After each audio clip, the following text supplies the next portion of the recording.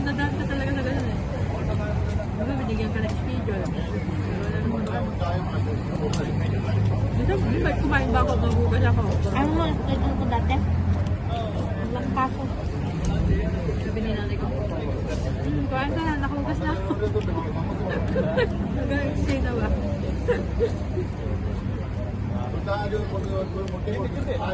Parang hugas yung kumain.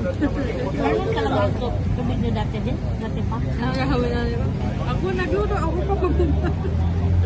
Ano ka ugas dati din? Sabi nang ipag dali lang.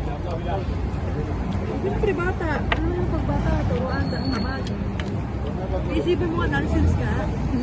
Ano talagang ganun eh. Bata pa eh.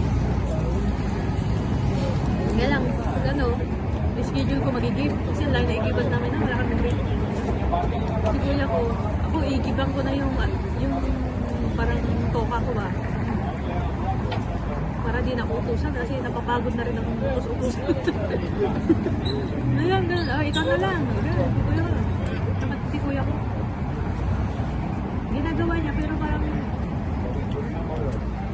ewan ko lang. Ako kasi worried ako pag alam kong schedule ko. Pwede matulog na Diyos pala dito.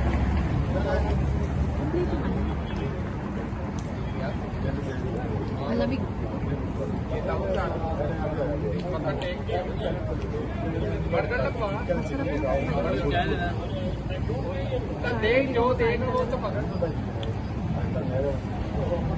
Malaka pa lang kasi ang buka.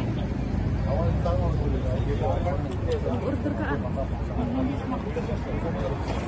Sabaw. Sabi na salita. Sige na mama, tama na. Patik up na natin. Thank you for watching. Pwede na. Sabihin mo, gusto na naman.